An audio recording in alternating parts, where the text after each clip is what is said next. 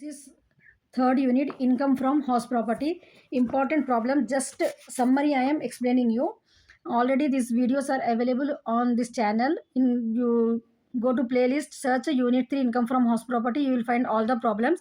But overall summary, what is the important point you have to be noted in this particular chapter, and the important problems I am discussing this. So in the second problem is the important problem. In this, actual rent is given, and what is the point? It has given 1 month rent is not received. So this is vacant period is different and rent not receive is different. ठीक है, tenant अगर rent नहीं दिए, tenant घर में है अभी लेकिन 1 मंथ का रेंट अभी नहीं दिए हो ना, तो वो डिफरेंट केस रहता जब अपने को जो है सो एक्चुअल रेंटल वैल्यू में एक्चुअल रेंट और आउटस्टैंडिंग रेंट नहीं आया, सो रेंट ऐड करने का रहता. ठीक है, वैकेंट पीरियड अगर घर को खाली कर, घर पूरा खाली था वो टाइम पे अगर अपने को रेंट नहीं आया, तो जब जो है सो एक्चुअल रेंट में से वैकेंट पीरियड को माइनस करने का रहता. It's clear no? तो केयरफुली रहना. 1 मंथ यहाँ पर रेंट नहीं आया, आउटस्टैंडिंग रेंट है वो, तो अपने को इसलिए अपन यहाँ पर ऐड करके ले रहे. ठीक है, ARV यहाँ पर 3 लाख हो रहा. GAV क्या रहता अपने को? Higher of the following 2 months adjusted ERV और जो है सो GAV 3 लाख रुपीज़. ठीक है, ERV और ARV में जो हाईएस्ट रहता वो आपका GAV रहता.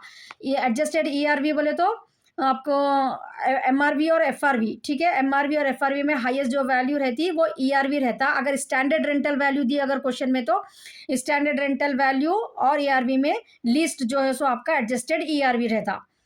ठीक है, तो ऐसा आपको प्रॉब्लम करना रहता. ग्रॉस एनुअल वैल्यू आ जाने के बाद म्युनिसिपल टैक्स 15,000.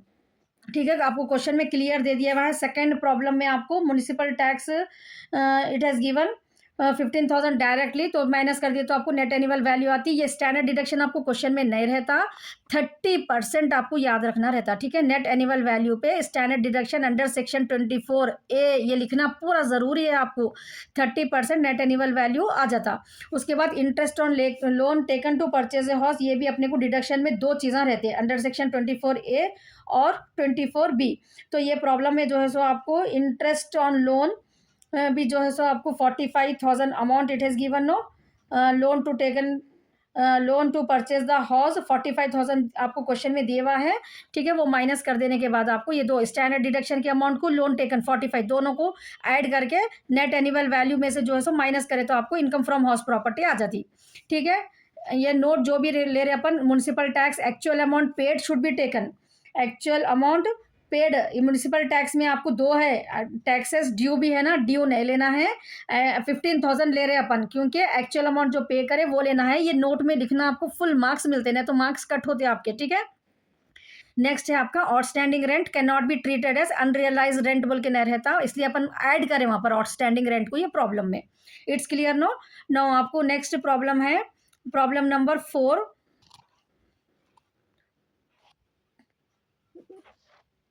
प्रॉब्लम नंबर 2 का ये वर्किंग नोट्स था आपको. नेक्स्ट प्रॉब्लम नंबर 4 के वर्किंग नोट्स में देखिए आप, MRV दे दिए आपको म्युनिसिपल रेंटल वैल्यू जो है सो 40,000 और FRV जो है सो 72,000 है. ठीक है ना, तो इसमें से आपको क्या करने का है, ERV जो भी हाईएस्ट रहता है वो ले लिए 72,000. ARV क्या है अपने को? एक्चुअल रेंट रिसीव इसमें 55,000 है और ब्रैकेट में वहाँ पर ड्यू बोल के है क्वेश्चन में. पेज नंबर आपका C51 में क्वेश्चन नंबर 4 का है ये. ठीक है, ब्रैकेट में 5,000 जो है ना वो माइनस कर देना है आपको.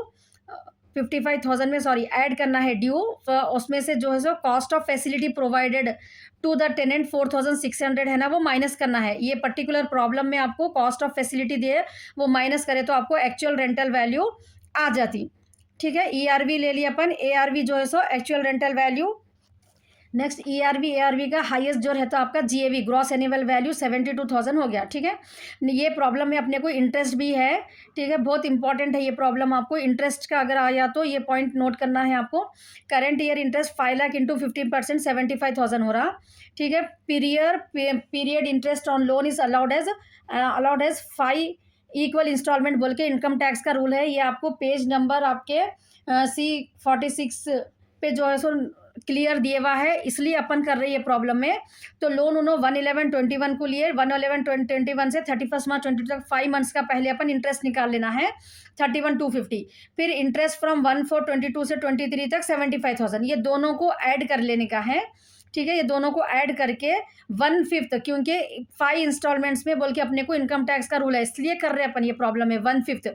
तो 1/5 करने के बाद आपको जो है सो 21,000 250 आ जाता। फिर करंट ईयर का 75,000 ऐड करें तो 96,250 आपको इंटरेस्ट लेने का है। Municipal tax paid by the tenant अगर दिए क्वेश्चन में तो it should not be taken, ये अपने को नहीं लेने का रहता। This point you have to remember. Now Shrimati Manisha जो भी एसएससी रहते क्वेश्चन में उनका नाम लिख देना ऊपर। Computation of income from house property for the assessment year 24-25 लिखना कंपलसरी है आपको, ठीक है। पर्टिकुलर्स अमाउंट 2 कॉलम डालना। जीएवी 72,000 आया। म्युनिसिपल टैक्स ये प्रॉब्लम में अपन नहीं ले रहे क्योंकि municipal tax paid by the tenant है बोल के। नेट एनुअल वैल्यू आ गया अपने को 72,000, उसमें से deduction standard deduction 30% net annual value question में नहीं रहता। ये again and again I am repeating, you have to write, ठीक है ना। 30% ऑफ नेट एनुअल वैल्यू जो भी आंसर आता ना आपको 72,000 उसका 30% निकाल लेना। और इंटरेस्ट ऑन लोन अभी अपन पीछे वर्किंग नोट्स में कैलकुलेट करें 96,250 दोनों को ऐड कर लेके नेट एनुअल वैल्यू में से माइनस करें तो इनकम फ्रॉम हाउस प्रॉपर्टी आ जाता अपने को। It's clear no. इंपॉर्टेंट है fourth problem, once again you watch this video. Next problem 7th problem है इंपॉर्टेंट, इसमें ईआरवी कैलकुलेट करना है। वेकेंट पीरियड का प्रॉब्लम है। वेकेंट पीरियड डिफरेंट रहता है, ठीक है ना। वेकेंट पीरियड में क्या रहता है आपको याद रखने का, एआरवी में एक्चुअल 12 मंथ्स का निकाल के उसमें से वेकेंट पीरियड को माइनस करने का रहता है, वो एक पॉइंट याद रखना है आपको। और एक एआरवी जो है सो जीएवी बन जाता वेकेंट पीरियड में।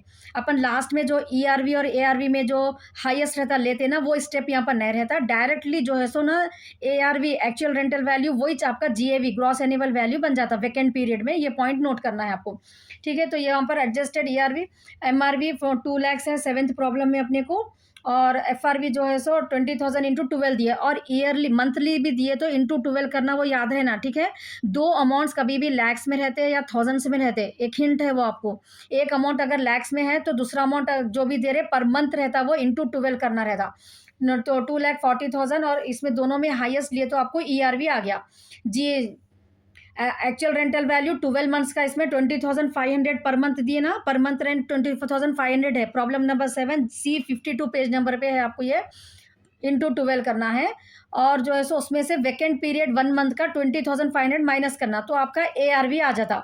इन case of vacancy period if ARV is less than ERV GAV आपका एआरवी हो जाता। इन दिस प्रॉब्लम एआरवी जो है सो इसलिए 2,25,000 है, ठीक है ना। ये पॉइंट्स आपको जो है सो वर्किंग नोट्स में लिखना कंपलसरी है, इसलिए ग्रॉस एनुअल वैल्यू जो है सो यहाँ पर आपको 2,25,500 आया। म्युनिसिपल टैक्स जो है सो 2 लाख इंटू 15% है, म्युनिसिपल रेट पे निकालने का रहता है ये एमआरवी पे। तो 15% परसेंटेज अगर दिए तो municipal tax municipal rental value पे निकालना रहता आपको, ठीक है ना। इसके डिटेल और होना है तो आपको ये चैनल पे unit 3 income from house property पूरा डिटेल में है। जस्ट यहाँ पर आज समरी के जैसा आपको जो मेन पॉइंट्स याद रखना है वो एक्सप्लेन कर रही हूँ मैं, ठीक है ना। Now see the problem. जो भी एसएससी रहते हैं उनका नाम पहले ऊपर लिख देना, mister PS Reddy, computation of income from house property for the assessment year 24-25। Particulars amount gross annual value 2,25,000 आया अपने को। म्युनिसिपल टैक्स 15% निकाले अपन म्युनिसिपल वैल्यू पे 30,000। उसके बाद नेट एनुअल वैल्यू आ जाता। Standard deduction under section 24 A under section 24 ए में अपने को स्टैंडर्ड डिडक्शन रहता नेट एनुअल वैल्यू पे 30%, ठीक है। 58,650 आ गया। उसके बाद इंटरेस्ट ऑन लोन अपने को 2 लाख अमाउंट दिए लोन का, 12% रेट दिए, ठीक है। क्वेश्चन में है डायरेक्टली अपन आउटस्टैंडिंग अमाउंट 2 लाख है ना उस पर जो है सो 12% निकालना है, 24,000 आ गया। सो वो 1/5 वो जो भी है वो प्रॉब्लम के लिए था। यहाँ पर जब परसेंटेज दे दिए अपने को डायरेक्ट अमाउंट दे दिए तो अपन जो है सो यहाँ पर डायरेक्टली जो है सो लेने का है ये अपने को 12%, ठीक है ना। तो इनकम फ्रॉम हाउस प्रॉपर्टी आ गया। ये प्रॉब्लम में आपको ओपन लैंड भी है, अगर क्वेश्चन में आपको ओपन लैंड का अलग से रेंट आ रहा बल्कि दे रहे क्वेश्चन में, ठीक है। ये 7th प्रॉब्लम में नोट कर लिया आप लोग। रेंट फ्रॉम ओपन लैंड भी अलग से कैलकुलेट करना, नहीं तो मार्क्स कट हो जाते हैं आपके, ठीक है। रेंट रिसीव जो है सो कितना आ रहा ओपन लैंड का 5,000 पर मंथ आ रहा, पर मंथ कभी भी इंटू 12 करना, क्योंकि अपन ये इनकम टैक्स के लिए 1 ईयर का असेसमेंट ईयर का मालूम करते हैं अपन, इसलिए इंटू 12 करना। 60,000 आ गया ना, उसके ऊपर भी 10% स्टैंडर्ड डिडक्शन निकालना। ओपन लैंड को भी स्टैंडर्ड डिडक्शन 30% ही रहता। 18,000 माइनस करे तो इनकम फ्रॉम ओपन लैंड अलग से आ गया अपने को। It's clear no. Next 8 problem का वर्किंग नोट्स देखो, पेज नंबर C52 पे प्रॉब्लम नंबर 8, ये भी इंपॉर्टेंट प्रॉब्लम है। Expected rental value ERV is the higher of the following two amounts रहता है। MRV दे दी अपने को, ये प्रॉब्लम है 1 लाख, और ERV जो FRV जो है सो 1,05,000, दोनों का हाईएस्ट लिए तो ERV आ गया। Actual rent receive during the year for 10 months, अपने को एक्चुअल रेंट रिसीव दिए, एक्चुअल बोल के वर्ड है ना, तो इसलिए वो पर 10 मंथ्स का है वो। अगर अपने को यहाँ पर ट्विस्ट रहता थोड़ा, आपको पर एनम बोल के दिए तो डिवाइडेड बाई 12 करना रहता। एक्चुअल बोल के दे रहे तो अपने को 10 मंथ्स का है, क्योंकि ये प्रॉब्लम में अपने को 2 मंथ्स जो है सो वैकेंट पीरियड है, ठीक है ना। तो पर मंथ कितना है अपने को, पहले वो मालूम कर रहे हैं अपन। एक्चुअल रेंट रिसीव 1,80,000 10 मंथ्स के लिए रिसीव करे उन्होंने, तो एक मंथ का कितना होता, 18,000 होता। तो एक्चुअल रेंटल वैल्यू कैसे मालूम करते हैं अपन, रेंट ऑफ 12 मंथ्स को minus rent of vacant period, ठीक है ना। 18,000 into 12, 2,16,000 minus vacant period 2 months के लिए वैकेंट है ये प्रॉब्लम में, तो 18,000 इंटू 2 36,000, 1,80,000 जो है सो आपका एक्चुअल रेंटल वैल्यू है। वैकेंट पीरियड में क्या रहता है आपको, actual GAV is equal to ARV बोल के लिखना in case of vacant period. तो आपको ग्रॉस एनुअल वैल्यू 1,80,000, ये स्टेप्स कंपलसरी रहते हैं, ये भी आपके मार्क्स में ऐड होते, ठीक है ना। सेम है जैसा आपको प्रेजेंट करके बता रहे प्रॉब्लम कैसा सॉल्व करें step by step, in the same way you if you solve will get the full marks, ठीक है। कोई हड़बड़ी गड़बड़ी मत करिए, आराम से पेपर को प्रेजेंट करना है आपको एग्जाम में। Paper presentation is important for the income tax subject particularly. It's clear no. Now see the problem, mister Kiran SSC है, computation of income from house property, assessment year 24 to 25, ये particulars amount proforma है। Gross annual value 1,80,000 आ गया। Municipal tax इसमें अपने को clearly दे दिए 4,500, तो अगर डायरेक्ट दे दिए म्युनिसिपल टैक्स तो अपने को डायरेक्ट लेने का रहता है, अगर परसेंटेज दिए तो म्युनिसिपल वैल्यू पे MRV पे अपने को कैलकुलेट करना रहता, ठीक है ना। ग्रॉस एनुअल वैल्यू में से म्युनिसिपल टैक्स को माइनस करे तो आपको नेट एनुअल वैल्यू आ जाती। उसमें deduction under section 24 standard deduction 30% जो है सो आपको माइनस करना रहता है। ये क्वेश्चन में नहीं देते, in every problem I am repeating so that you can remember it. It's clear no. Next अपने को इंटरेस्ट ऑन लोन रहता, interest on loan 1,80,000 last line में आप sorry interest on loan 18 lakh अपने को सेकंड लाइन में दे दिए। देखो 18 लाख जो है सो उन्होंने लोन लिए, 18 लाख का 10% डायरेक्ट कैलकुलेट करना है 1,80,000, ये दोनों अमाउंटों को ऐड करके माइनस करे तो आपको इनकम फ्रॉम हाउस प्रॉपर्टी आ जाता। Interest on loan is due but not yet paid of current year is allowed as deduction. Interest on loan is due not yet paid अगर क्वेश्चन में दिए तो भी अलाउड एज डिडक्शन है बोल के अपने को ये पॉइंट लिखना है, और अपन ले रहे इंटरेस्ट ऑन लोन ये, ठीक है ना। Municipal taxes due but not paid को इग्नोर करे थे अपन सेकंड प्रॉब्लम में, ये इंटरेस्ट ऑन लोन है is due but not yet paid बोल के अगर दिए क्वेश्चन में तो लेना है वो डिडक्शन में आपको। ये प्रॉब्लम में ये पॉइंट को नोट कर लो आप लोग। It's clear no. Problem number 9 भी इंपॉर्टेंट है, 2 हाउसेज दिए इसमें अपने को, ठीक है। पहले फर्स्ट हाउस का वर्किंग नोट देख लो। ERV higher of the following, FRV नहीं है क्वेश्चन में, लेकिन फिर भी स्टेप्स करना है आपको। That's why I am saying you what how I presented the paper no, in that way you have to present it to the exam. ठीक, सेम ऐसी वे में आपको एग्जाम में भी प्रेजेंट करना है पेपर को, ठीक है। MRV 30,000 है इसमें, FRV नील है तो डैश डाल देना, ERV 30,000 आता, ARV 46,000 है, GAV क्या रहता आपको ग्रॉस एनुअल वैल्यू, ERV और ARV का हाईएस्ट रहता 46,000। नेक्स्ट प्रॉब्लम नंबर 2 का वर्किंग नोट्स कर लेना, सेम ऐसी में सेकंड हाउस का 2 घर हैं उनके, ERV MRV FRV का ERV MRV FRV का हाईएस्ट आ गया 48,000। अब सेकंड हाउस में देखिए आप लोग, एनुअल रेंटल वैल्यू अभी बोली थी ना मैं आपको, वहां पर एक्चुअल रेंट दिए तो अपन डिवाइडेड बाई 10 करे थे प्रॉब्लम नंबर 8 में। प्रॉब्लम नंबर 9 में जो है सो अपने को डिवाइडेड बाई 12 कर रहे हैं अपन, क्योंकि एक्चुअल रेंट वैल्यू यहाँ पर 50,000 पर एनम का है ये, तो पर मंथ का 4,500 रेंट आ रहा।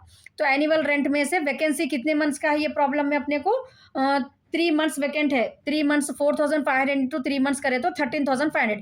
वैकेंसी पीरियड में एक्चुअल रेंट में से ईयरली जो भी रेंट रहता उसमें से माइनस करना रहता 3 मंथ्स का, तो आपको ARV आ जाता। वैकेंट पीरियड में क्या रहता अपने को, GAV ARV is equal to GAV 40,500 अपने को GAV आ गया। GAV मेन रहता आपको कैलकुलेट करना, बिना ये वर्किंग नोट्स के आप डायरेक्ट प्रॉब्लम स्टार्ट नहीं कर सकते, क्योंकि ग्रॉस एनुअल वैल्यू से आपको प्रॉब्लम स्टार्ट करना रहता इनकम फ्रॉम हाउस प्रॉपर्टी में। It's clear no. ये प्रॉब्लम में और क्या न्यू पॉइंट्स है आपको वो नोट में लिखना है ऐसा। Arrears of rent receive from the first house 15,000 arrear है ना, 15,000 एरियर है कहते फर्स्ट हाउस का, वॉज नॉट असेस्ड अर्लियर, पहले असेस नहीं करे अगर, तो अपने को वो यहाँ पर जो है सो ऐड करना रहता, उसमें से डिडक्शन 30% स्टैंडर्ड डिडक्शन माइनस करके जो है सो ऐड करने का रहता अपने को। ठीक है, ये एक न्यू पॉइंट है, अगर आपको arrears of rent receive from first house ऐसा दिए अगर तो करना है, तो पहले फर्स्ट हाउस का ये मालूम कर रहे अपन। श्री आत्मा कौन है ये, आत्माकरण रेड्डी है ना, SSC computation of income from house property for the assessment year, first house का है ये। Gross annual value first house की अपने को 46,000 आ गई थी। म्युनिसिपल टैक्स जो है सो 50% is paid by the tenant है ना, ये प्रॉब्लम में 50% of municipal tax are to be municipal tax are to be paid by the tenant, तो इसलिए ये प्रॉब्लम में फर्स्ट हाउस का जो है सो अपने को म्युनिसिपल टैक्स 3,000 है तो 50% ले रहे अपन। क्वेश्चन में क्लियरली मेंशन अगर रहा तो आपको ऐसा 50% लेने का रहता, ठीक है ना। Each and every point clearly I am explaining you in the question, it has given in the fourth line, 1 2 3 fourth line में आपको क्लियर 50% दिए, इसलिए ये प्रॉब्लम में 50% अपन ले रहे, ठीक है ना। नेक्स्ट आता आपका नेट एनुअल वैल्यू आ जाता अपने को, standard deduction 30% net annual value पे। अब ये प्रॉब्लम में अभी तक के प्रॉब्लम में अपने को इंटरेस्ट था, ये प्रॉब्लम में एरियर्स आ गया, ठीक है। एरियर्स रेंट रिसीव 15,000 है, इसका 15,000 का 30% स्टैंडर्ड डिडक्शन माइनस करना, ठीक है। माइनस करें तो आपको 10,500 आ रहा, वो जो 31,150 आया वो आंसर में ये ऐड करने के बाद आपको इनकम फ्रॉम हाउस प्रॉपर्टी आती, ठीक है। और एक बार फिर से एक बार देखो, ये पॉइंट न्यू है, इसमें नोट कर लो ये पॉइंट को। अब सेकेंड हाउस का क्या है, इसमें computation of income from house property second house, ठीक है। जीएवी अपने को इसमें 40,000 आया था, म्युनिसिपल टैक्स 5,000 है, 50% जो है सो 2,500 माइनस कर रहे हैं अपन, नेट एनुअल वैल्यू आ जाता। स्टैंडर्ड डिडक्शन 30% इसका।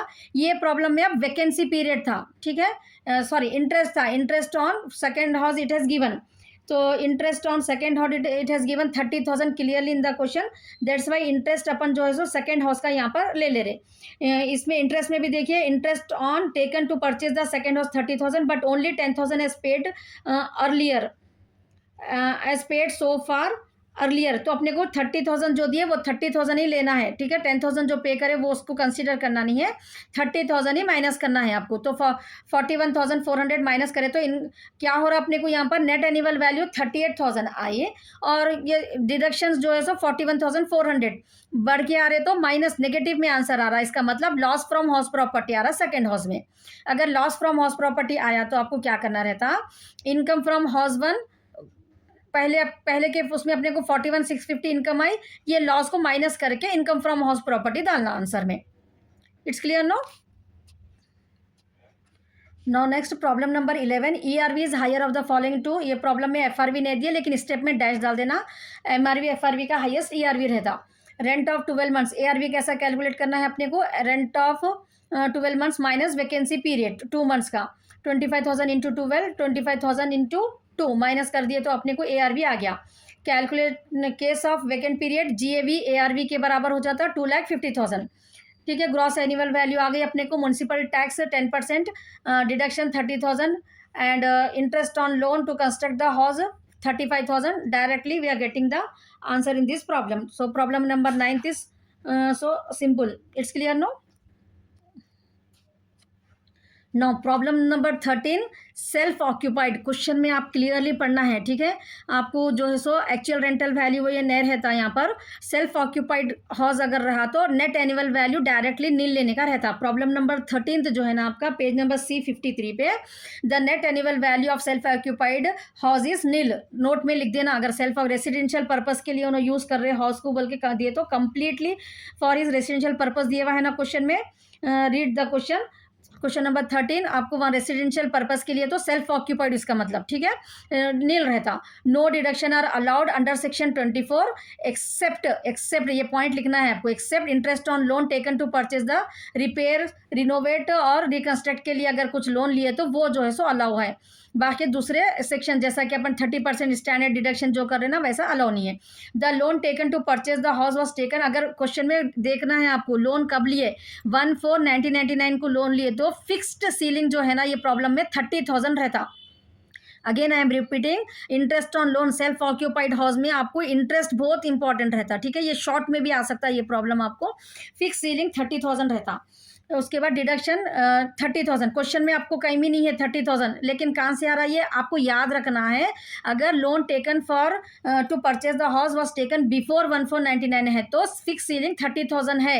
एक्चुअल इंटरेस्ट पेड और फिक्स सीलिंग 30,000 में लीस्ट जो रहता है आपको वो डिडक्शन के लिए अलाउ है, डिडक्शन अंडर सेक्शन 24B में। तो यहाँ पर नेट एनुअल वैल्यू सिर्फ प्रॉब्लम इतना ही रहता है, Shri Venkat Reddy computation of income for house property self occupied बोल के हेडिंग में लिखना आप जरूरी है। Assess material 24 to 20 particular amount net annual value nil, deduction under section 24, interest on loan taken to purchase the house under section B 30,000, ये 30,000 interest on loan question में कहीं भी नहीं है, कहाँ से लिए, you will get the question no, so that's why clearly I am saying you again 1499 से पहले घर बनाने के लिए कोई भी लोन ले रहे तो 30,000 interest on loan least amount लेना है। So you will get self occupied house, loss आता है इसमें आपको। नेक्स्ट प्रॉब्लम नंबर 16 भी आपको सेल्फ ऑक्यूपाइड का है। सेल्फ ऑक्यूपाइड में क्या लिखना है आपको, first point, the net annual value of self occupied house is nil, gross annual value FRV ARV जो भी अपन स्टेप्स कर रहे थे ना वो कुछ भी जरूरत नहीं रहती। सेल्फ ऑक्यूपाइड रेसिडेंशियल पर्पस बोल के अगर आपको क्वेश्चन में दिख गया तो directly problem net annual value से स्टार्ट करना रहता आपको। Net annual value of self occupied house is nil, ठीक है ना। Interest on loan taken to purchase the house after, ये डिफरेंस है, स्लाइड डिफरेंस है 13 प्रॉब्लम में। क्या था आपको क्वेश्चन में अच्छा क्लियर देखना है आपको, 1499 में परचेस करे बोल के दिए थे ना, 99 से पहले अगर दिया, 99 को आपके माइंड में रखो आप, 99 से पहले अगर परचेस करे तो इंटरेस्ट ऑन लोन का फिक्स्ड सीलिंग अमाउंट जो रहता ना 30,000 रहता। अगर 1499 के बाद अगर कोई लोन ले रहे तो fix ceiling amount 2 lakh rupees है। ये इनकम टैक्स का रूल है, ये आपको याद रखना है ये पॉइंट, ठीक है ना। सो इंटरेस्ट ऑन टेक ये डिफरेंस है वहाँ पर में और यहाँ पर में फिक्स सीलिंग अमाउंट यहाँ पर, और एक्चुअल इंटरेस्ट 10 मंथ्स के लिए है, उनको 10 मंथ्स का पे करना है, 24 लैक्स पे 14%, 10%, 10/12, 10 मंथ्स का 2,80,000 आ रहा। Fix ceiling amount 2 lakh rupees है, तो दोनों में से कम जो हो रहा वो इंटरेस्ट अपने को यहाँ पर लिख लेना है, ठीक है ना। डिडक्शन अंडर सेक्शन 24B में 2 लाख। प्रॉब्लम कैसा करना है आपको, श्री उमा महेश्वरी है ये, computation of income house property for the assessment year 24 to 25 self occupied house बोल के हेडिंग में लिखना है। Particulars amount net annual value nil, deduction under section 24, interest on loan taken this house under section 24B 2 lakh. इसमें से अपने को minus कर रहे हैं अपन, जीरो में से माइनस करें तो माइनस में आता ना आंसर, इसलिए इसको loss from self occupied house बोल के लिखना रहता आपको। आई am going so fast, I know very well, लेकिन ये पूरे चैप्टर के पूरे प्रॉब्लम्स आपको जो है ना ऑलरेडी ये चैनल पे अवेलेबल है। जस्ट जो लास्ट मोमेंट पे एग्जाम के लिए प्रिपेयर हो रहे हैं उनके लिए just overall summary I am giving you the idea. अगर ये और डिटेल में समझने है आपको तो ये चैनल के सेम उसमें प्ले लिस्ट में जाके आप unit 3 income from house property click कर लिए, तो आपको वहाँ पर पूरे प्रॉब्लम्स फिर से जो है सो आपको वहाँ पर डिटेल एग्जाम एक्सप्लेनेशन है। Today I am going so fast because time is so less for you also, for me also. Problem number 17 में calculate ERV which is higher of the following, ठीक है। MRV पर मंथ दिए तो कभी भी into 12 करना, again I am saying you most of the students will do the mistake, they won't multiply it by 12, they will get the wrong, पूरा whole problem आपका wrong हो जाता, ठीक है। पर मंथ दिए तो into 12 करना जरूरी है आपको, बेसिक आपकी गलती से आपका पूरा प्रॉब्लम रॉन्ग हो जा सकता, ठीक है ना। यहाँ पर अपने को 7,000 पर मंथ, 9,000 पर मंथ दिए ARV, तो इसलिए अपन into 12 कर रही है प्रॉब्लम में। 84,000 आपका MRV आया, FRV जो है सो 1,08,000, तो ERV दोनों का हाईएस्ट लेते हैं अपन, 1,08,000 ले लिए। एक्चुअल रेंटल वैल्यू 12 मंथ्स का जो है सो 2,22,000। ये एक प्रॉब्लम में आप नोट करिए, स्टाफ सिक्योरिटी मेंटेनेंस बोल के दिए, अभी तक के प्रॉब्लम में नहीं आया था, ये प्रॉब्लम में नोट कर लो आप लोग।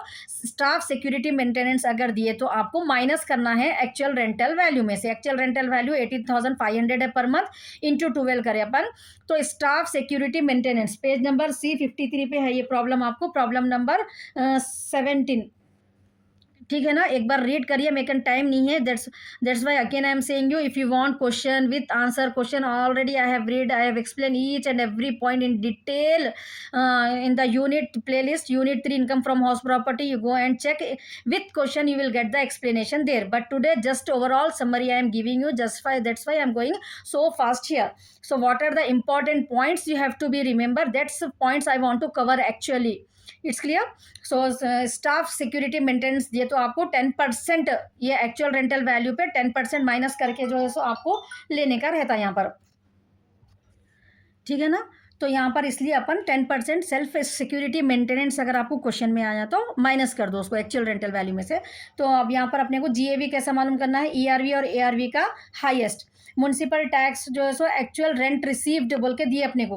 अभी तक के प्रॉब्लम में अपन municipal tax municipal rental value पे दे रहे थे, लेकिन ये प्रॉब्लम में क्वेश्चन को इसलिए अच्छा क्लियरली पढ़ना है आपको, सुकून से क्वेश्चन को पढ़ के क्या पूछ रहे अपने को वो देखना है.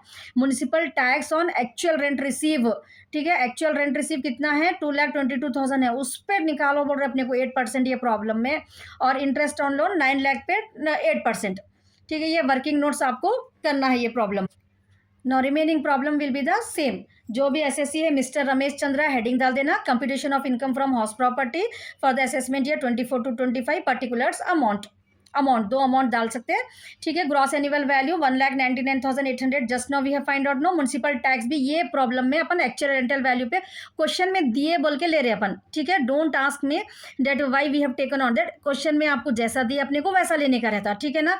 अपने को अभी तक म्युनिसिपल रेंटल वैल्यू पे दे लेते अपन म्युनिसिपल टैक्स, लेकिन अगर क्वेश्चन में बोल रहे हैं आपको एक्चुअल रेंटल तो आपको ले लेना है बस, सिंपल. और डिडक्शन नेट एनुअल वैल्यू आ जाता है, डिडक्शन अंडर सेक्शन ये तो कंपलसरी रहता है, 30% फिक्स है इनकम टैक्स के रूल के हिसाब से. आपको जो भी नेट एनुअल वैल्यू ऊपर आती है वो इस वैल्यू पे आपको नीचे निकालने का है 30%, ठीक है. माइनस करना है इसलिए ब्रैकेट में लिखे. Interest on loan just now we have calculated no, 9 lakh का 8% 72,000 इनकम फ्रॉम हाउस प्रॉपर्टी आ जाती. Problem number 18 is the most important problem. House 1, house 2, house 3 ऐसे टाइप के जो है सो बहुत रिपीटेडली फ्रीक्वेंटली आस्क क्वेश्चंस रहते हैं, ठीक है, एग्जाम में. तो इसमें क्या रहता है आपको, Shri Vimal Chopra is owning 3 house, 3 घर है कहते इनके पास. All the houses are use by him for residential purpose, 3 घर भी उन्होंने रेसिडेंशियल पर्पस के लिए यूज कर रहे बोल के क्वेश्चन में दी. तो इनकम टैक्स का रूल क्या रहता, 3 घर अगर किसके पास भी है तो उन्होंने 2 घरों को रेसिडेंशियल के जैसा, अपने को रेसिडेंशियल में क्या रहता, सेल्फ ऑक्यूपाइड में नेट एनुअल वैल्यू नील रहती ना, वैसा करने का रहता अपने को, खाली इंटरेस्ट ऑन लोन जो भी रहता वो माइनस करने का रहता. 2 घरों को वैसा लेना बोलते हो इनकम टैक्स के हिसाब से, और एक घर का कौन से भी जो है सो जैसा लेट आउट को दिए जैसा समझ के कैलकुलेट करना है रहता, ठीक है. लेट आउट को दिए जैसा जो है सो कैलकुलेट करने का रहता अपने को. तो इसमें 3 केसा रहते आपको, उसमें से जिसका भी टैक्स कम आ रहा ना लास्ट में, इनकम फ्रॉम हाउस प्रॉपर्टी जो जिसका भी कम आता ना वो सजेस्ट करना रहता अपने को लास्ट में, ठीक है ना. तो हाउस 1, हाउस 2, हाउस 3 है तो 3 केस करना रहता है ऐसे टाइप का प्रॉब्लम में. Don't get confuse. सबसे easy according to my view सबसे इजी ये टाइप के प्रॉब्लम रहते हैं, आपको कुछ भी कंफ्यूजन नहीं रहता. खाली आपको इंटरेस्ट ऑन लोन का जो है सो जो पॉइंट मैं अब एक्सप्लेन करने जा रही हूँ वो पॉइंट आपको याद रखना रहता बस. तो यहाँ पर अपन हाउस 1 को जो है सो यहाँ पर ले रहे अपन, क्या ले रहे अपन, हाउस 1 को लेट आउट समझ के ले रहे.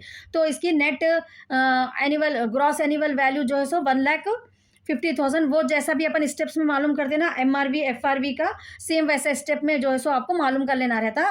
नेट ग्रॉस एनुअल वैल्यू, उसमें से म्युनिसिपल टैक्स माइनस कर देना, नेट एनुअल वैल्यू आ जाता. Standard deduction interest on loan जो भी क्वेश्चन में दिए 14,000, ये income from house, simple problem है ये, ठीक है ना. जो जैसे बेसिक प्रॉब्लम अपन जैसा करते वैसा पहले फर्स्ट घर का कर लेना है. अब यहाँ पर देखिए टेबल में सेल्फ ऑक्यूपाइड, हाउस 2 को सेल्फ ऑक्यूपाइड, हाउस 3 को सेल्फ ऑक्यूपाइड समझ रहे. तो सेल्फ ऑक्यूपाइड में क्या रहता अपने को, नेट एनुअल वैल्यू नील रहती, खाली इंटरेस्ट ऑन लोन जो है सो ले रहा. अब इंटरेस्ट ऑन लोन वो भी इनकम टैक्स का रूल क्या है कि 2 घरों का इंटरेस्ट मिला के 30,000 इच पे करना बोल के है. This is the main point. यहाँ पर बहुत बड़ी गलती होती बच्चों से, इंटरेस्ट ऑन लोन जो क्वेश्चन में दिए वो नहीं लेना रहता आपको, ठीक है. फर्स्ट घर को ले लेना, वो सेकेंड हाउस को क्या करना रहता 30,000, माइंड में रख लो आप लोग, दोनों घरों का इंटरेस्ट मिला के 30,000, ठीक है. ये प्रॉब्लम में थर्ड हाउस का 30,000 है, वो 30,000 नहीं बोल रही मैं आपको, दोनों घरों का मिला के कौन सा भी प्रॉब्लम रहे तो 30,000 लेने का है। तो अब यहाँ पर गौर करिए आप लोग, फर्स्ट घर को तो अपन लेट आउट ले लिया, सेकंड का इंटरेस्ट कितना 20,000 है, तो 30 में 20 में से 30 में से 20 माइनस करें तो 10,000, तो सेकंड उसको अपन 10,000 ले रहे हैं यहाँ पर। हालांकि इंटरेस्ट ऑन हाउस प्रॉपर्टी का थर्ड हाउस का इंटरेस्ट 30,000 है, लेकिन अपन 10,000 इज ले रहे हैं क्योंकि ये इनकम टैक्स का रूल है, आपको नोट में लिखने का रहता है। In the case of to houses self occupied the aggregate जो भी रहता ना इंटरेस्ट 30,000 रहता, वो बोल के अपने को नोट में लिख देने का रहता। तो interest on loan first house का अगर 20,000 आया तो सेकंड हाउस का 30,000, थर्ड हाउस का 30,000 ले लेने का है। सेम वैसे जब अपन केस 2 में सेकंड हाउस को लेट आउट समझ रहे तो फर्स्ट हाउस का इंटरेस्ट 14,000 है, तो थर्ड हाउस का जब 16,000 लेना, ठीक है, दोनों का मिला के 30,000 बनने का रहता। समझ में आ गया ना यहाँ तक। अब अपन सेकेंड केस में क्या कर रहे हैं, income deem to be let out, house 2 को सेकेंड हाउस जो भी है ना उसको लेट आउट समझ रहे हैं अपन, तो इसकी gross annual value same step से मालूम कर लो आप लोग, ठीक है। ERV MRV FRV का हाईएस्ट जो भी रहता, यहाँ पर जो है MRV FRV दिया आपको, दोनों में का हाईएस्ट, फिर ARV में से जो भी कर देना अपन, एक्चुअल रेंटल वैल्यू तो नहीं है यहाँ पर अपने को, ठीक है। तो 1,20,000 अपन ये ले लिए यहाँ पर। Gross annual value municipal taxes 16,200 given है क्वेश्चन में, ठीक है। Net annual value deduction under section 24 30% same. Interest on loan 20,000, second house का जो है वो ले लेना 20,000। इनकम फ्रॉम हाउस प्रॉपर्टी 2 आ गया अपने को। अब क्या करना रहता, फर्स्ट हाउस को सेकंड हाउस को सेल्फ ऑक्यूपाइड समझ के उसका इंटरेस्ट निकालना रहता। Particulars amount net annual value nil, deduction under section 24 B याद रखो, interest on loan net standard deduction को 24A रहता। 14,000 लिए अपन फर्स्ट हाउस का, तो सेकंड हाउस का ऑटोमेटिक 16,000 हो जाता, ठीक है ना, क्योंकि दोनों का मिला के 30,000। Again and again I am repeating, remember it. अब अपने को net income of house property क्या रहता है, ये जो आंसर आया अपने को income from house property, first case में भी वैसा करना है, I forget to explain you. Income from house property जो भी आता अपने को उसमें से ये दोनों घरों का लॉस माइनस करके इनकम फ्रॉम हाउस प्रॉपर्टी 2 बोल के डालना जब फाइनल आंसर। सेम वैसे जब अपने को केस 3 करने का रहता, केस 3 में थर्ड हाउस को अपन लेट आउट समझ रहे हैं। ग्रॉस एनुअल वैल्यू 1,08,000 और municipal rental value 50,000, municipal taxes, net annual value उसमें से deduction standard deduction 30%, interest on loan इसका 30,000, पूरा 30,000 माइनस कर दिए। Income from house property third house की आ गई। अब हाउस 1 और हाउस 2 को सेल्फ ऑक्यूपाइड समझ रहे अपन, तो नेट एनुअल वैल्यू नील रहती है। Deduction under section 24B 14,000 first house का, और थर्ड हाउस का फिर यहाँ पर 16,000 ही चाहता क्योंकि दोनों मिला के 30,000 बनना है अपने को। अब यहाँ पर net income from house property 3 35,100, उसमें से फर्स्ट हाउस का लॉस 14,000, लॉस फ्रॉम सेकंड और 16,000 माइनस करे तो आपको थर्ड केस में 5,100 आता। तो लास्ट में अपने को जो भी इनकम का आंसर कम आया वो जो है सो सजेस्ट करना रहता अपने को, SSC को नोट में वो लिख देना। It's clear no. So practice this type of problem are important. All the best for your exam.